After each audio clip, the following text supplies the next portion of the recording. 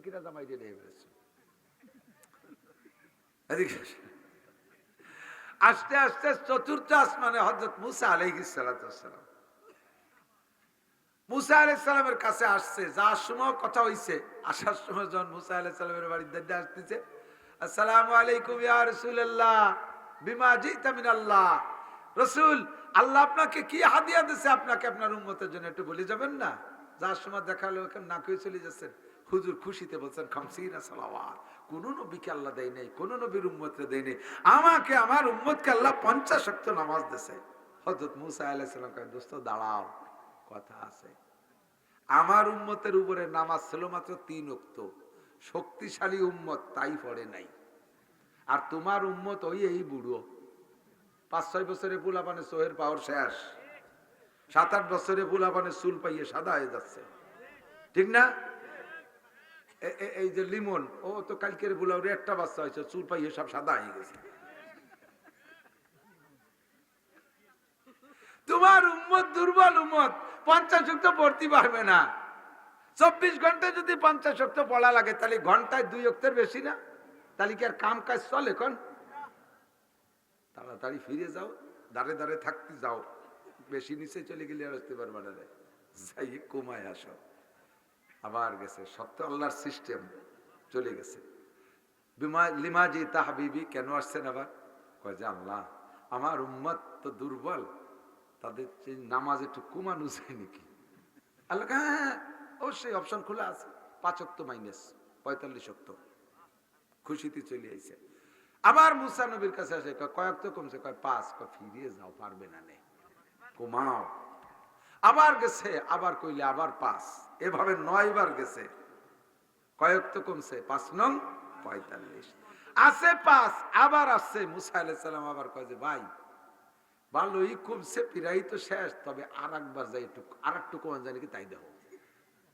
হুজুর কয় না, আমি আর যাবো না। একবারে গেলি 5 ওয়াক্ত করে রাখতেছে, এবার আসে 5, তাহলে সিস্টেম অনুযায়ী এবারে তো 5 রাখবে না, পরে আমার খালি এতে বাড়ি যেতে হবে না। এই 5ই নিয়ে যাই, উম্মত পড়ে পড়ুক, না পড়ে না পড়ুক, আমি তো পড়ি, আমি যে 5 ওয়াক্ত পড়বো, আমি এতে কমাতে পারবো না। ওখান থেকে চলে আসছে, আল্লাহ পাক ওই জায়গায় দাঁড়াইয়া শুনেতেছে, লা তাবদীলা লিকালিমাতিল্লাহ।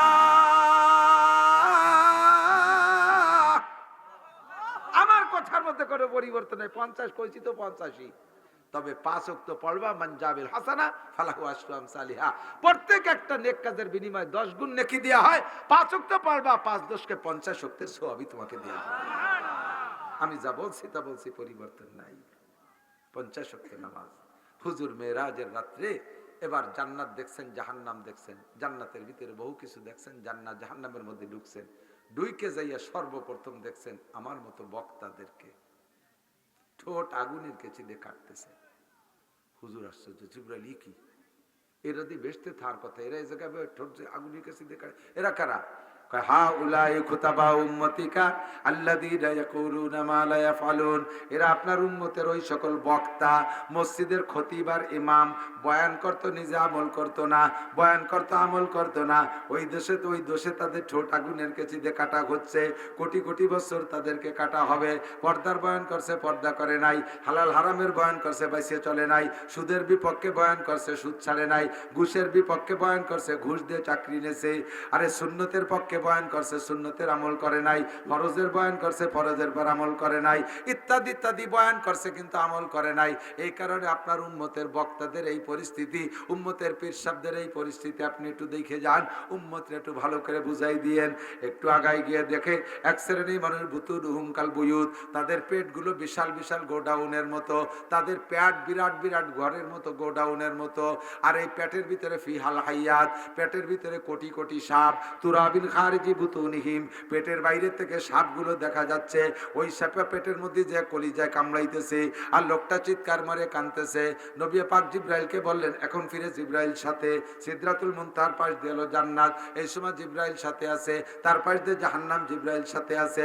ও জিবরাইল, এরা কারা? এদের পেট এত বড় কেন? পেটের মধ্যে এইভাবে হাজার হাজার সাপ কেন? এরা কারা? জিবরাইল কয়, হাউলাই উম্মাতুকা, সবই আপনার উম্মত।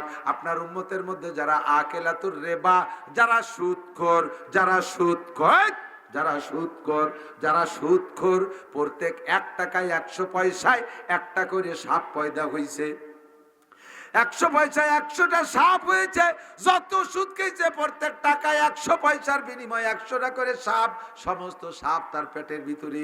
তুরাবিন খারিজি বুতুনিহিম, হুজুর কয় সাপগুলো সব পেটের বাইরে থেকে দেখা যাইতেছে আর সাপে তারে দংশন করতেছে। জিব্রাইল আমারে বললেন এগুলো সব আপনার উম্মতের সুদখোর।